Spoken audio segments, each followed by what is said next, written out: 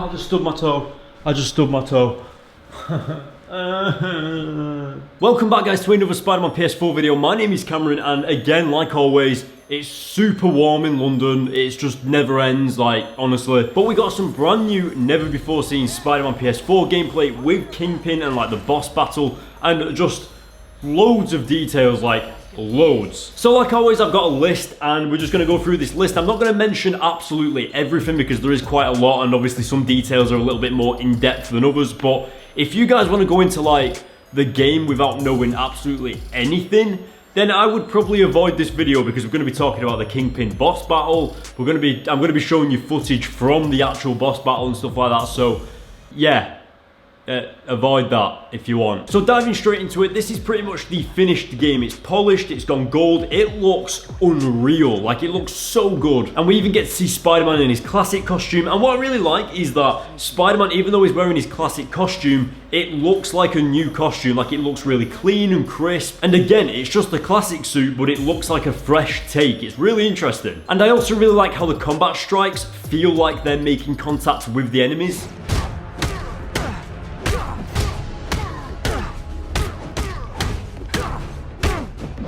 I mean, do you not think that just, like, you can feel the contacts, like, you can see it, like, just, yes, it's like Batman. So something that there's an abundance of in this gameplay as well is how quippy and childlike Spider-Man is. You guys were in bed with Fisk all along? Oh, no, I'll never get that image out of my head. So your plan didn't work. On to plan B, getting kicked in the face.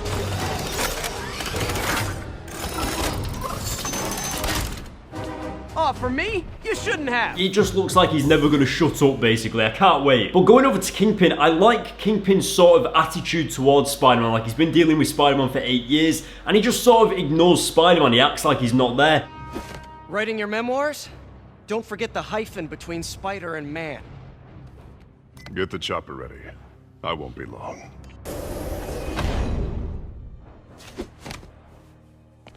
You do know I can still see you, right? 8 years of this insolence.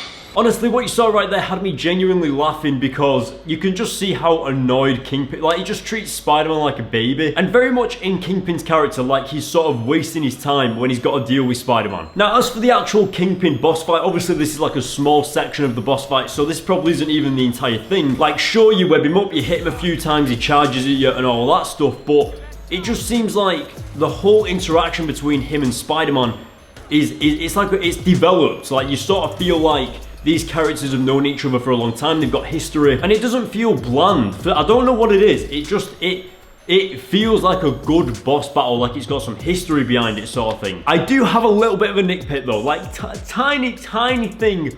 Why is Kingpin so strong? He's literally throwing Spider-Man through the wall. He's like smashing up his desk. Now, obviously, we know Kingpin is strong, but he's not superhuman strong. He shouldn't be able to throw Spider-Man through a wall, technically.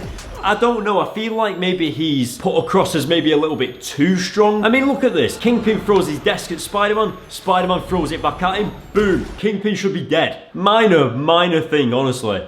But it still looks good. There's also a really awesome scene where Spider-Man interacts with some police officers, and they're actually the bad guys pretending to be police officers. And when Spider-Man's spider sense goes off and he like jumps over, like, Heads up, boss.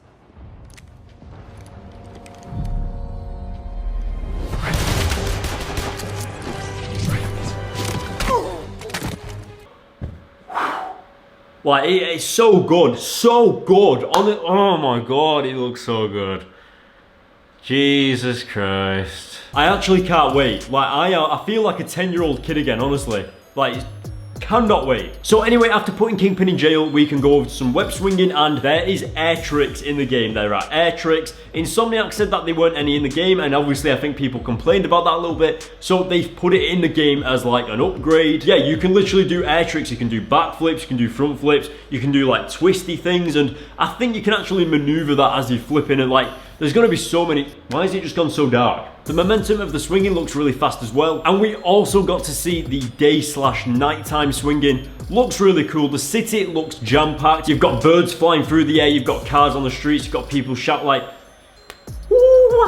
It looks so good. Now, we didn't get to see any Mary Jane gameplay, but we did get it described to us. So the rundown on one of the Mary Jane missions was that after you put Kingpin in jail, obviously the police and everything are sort of seizing all his furniture and like all his apartment and his building and everything, when secretly Mary Jane's taking pictures because she's a reporter, she's doing a story on this, and while she's in there, Kingpin's men actually show up to take or it's either the demons from Mr. Negative or it's Kingpin's men. Where is the file? There's someone else here. They must have taken it.